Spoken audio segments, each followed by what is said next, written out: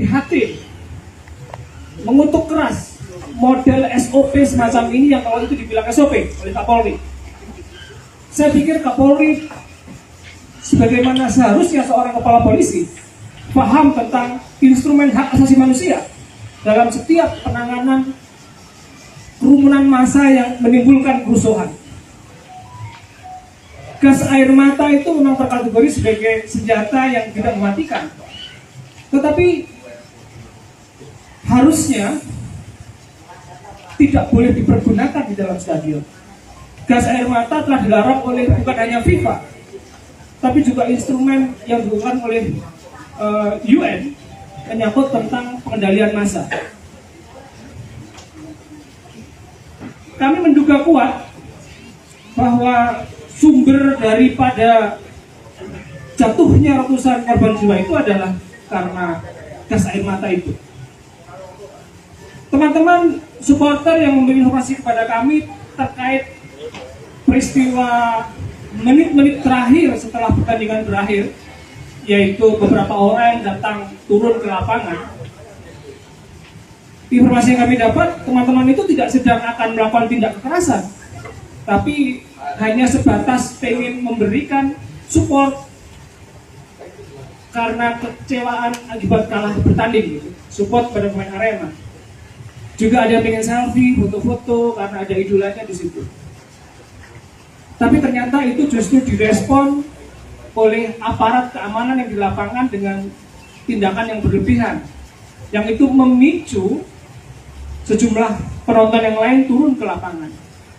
Seharusnya di saat itu aparat keamanan yang berjaga di sana seharusnya mampu untuk mencegah kerumunan yang lebih banyak dari arah tribun menuju ke bawah. Ada banyak video yang beredar di media sosial yang merupakan rekaman dari teman-teman yang di lapangan untuk mengkonfirmasi hal itu. Kita punya polisi yang dilatih dan terlatih bukan untuk membunuh, terlatih dan dilatih untuk melindungi, terlatih dan dilatih untuk mencegah adanya korban, bukan dilatih dan terlatih untuk menimbulkan korban. Di Taman 1 Oktober itu kita justru melihat bahwa polisi kita sebenarnya terlatih untuk bikin korban, bukan terlatih untuk mencegah korban. Ketika kerumunan massa dari atas tribun datang ke bawah, yang dilakukan oleh polisi justru menembakkan gas air mata bukan ke lapangan, tapi ke tribun. Di atas tribun itu ada ibu, ada anak-anak, ada orang-orang yang secara fisik memiliki kerentanan. Saya nggak habis pikir apa yang ada di dalam pikiran personil polisi yang melakukan hal itu. Ada juga rekaman video di sejumlah yang saya terima begitu tentang sorak-sorai petugas yang seolah-olah sangat bersemangat untuk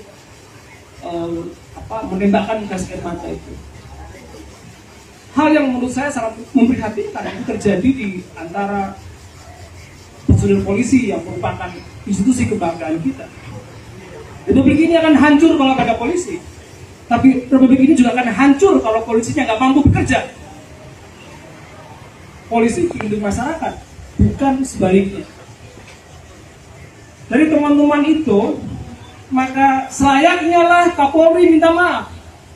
Selayaknya lah Kapolda nggak usah bertele-tele bicara enggak pakai hal-hal yang tidak faktual. Selayaknya lah Kapolda minta maaf kalau perlu mundur dari Kapolda, nggak perlu dipecat. Selayaknya lah Kapolres itu mendatangi seluruh korban minta maaf kalau perlu mundur dari jabatan, nggak perlu dipecat. Indonesia bangsa terhormat, tapi kita tidak begitu terhormat ketika para pimpinannya tidak punya kehormatan. Dan itu yang sedang terjadi sekarang. Pak Jokowi bilang bahwa dalam waktu 24 jam urusan ini harus dibereskan. Menurut saya, nggak sampai 5 jam itu beres sebenarnya. Kalau semua duduk bersama dan terbuka. Hal lain, soal verifikasi informasi dan data. Kami mendapatkan banyak laporan dari Pasuruan, dari Blitar, dari Probolinggo, dari sejumlah kabupaten di Malang yang lokasinya agak di dalam begitu, yang tidak bisa mengakses informasi di kota, yang hingga sekarang mereka belum terkonfirmasi dari pihak yang berwenang. Jumlahnya nggak sedikit. Pagi tadi saya mendapat telepon karena kami membuka pos pengajuan, mendapat telepon dari seorang bapak di Pasuruan, anaknya meninggal. Juga mendapat informasi telepon juga dari seorang kerabat di daerah Pakis di Kabupaten Malang sini yang kedua anaknya meninggal. Ini peristiwa yang saya kira nalar kemanusiaan kita menjadi dipertanyakan ulang begitu. Apabila kerja cepat untuk urusan begini itu harus bertele-tele gitu. Saya sangat prihatin terburu-buru Gubernur Provinsi Jawa Timur, saya yakin niatnya baik untuk menyampaikan santunan kepada sejumlah korban. Dalam peristiwa ini harusnya rakyat bukan mendapat belas kasihan, tapi kejelasan atas penegakan hukum. Harus ada kesimpulan yang utuh, apakah ini merupakan kelalaian petugas ataukah bukan. Kalau ini kelalaian petugas, maka bukan santunan yang diperlukan, tapi restitusi yang harusnya diberikan. Santunan itu belas kasih saja. Ya kita boleh kasihan dan kasih santunan ke orang, tapi rakyat punya hak. Ada aturan hukum yang harus ditegakkan di sana. Siapa yang harus dipecat di peristiwa ini, siapa harus dihukum di dalam peristiwa ini, dan korban harus diberikan pemulihan, restitusi oleh negara. Kurang lebih itu yang poin-poin penting yang ingin kami sampaikan dalam jumpa pers di siang hari ini. Kami belum membuat laporan utuh soal peristiwa ini. Tentu Kontras sebagai lembaga dan negara punya keterbatasan untuk menggali informasi. Kami mendapat informasi kunci dari sejumlah kerabat korban ataupun korban saksi langsung peristiwa di banyak tempat yang pada saat itu hadir langsung di stadion, menyaksikan detik-detik peristiwa itu secara langsung. Kami berharap informasi-informasi kunci itu bisa menjadi input, jadi masukan kepada polisi. Saya kira lembaga-lembaga negara yang punya kaitan dengan HAM itu juga harus segera membentuk tim untuk melakukan verifikasi soal peristiwa yang terjadi. Ada Komnas Hak Asasi Manusia, ada lembaga perlindungan saksi dan korban, dan ada kantor-kantor kementerian terkait.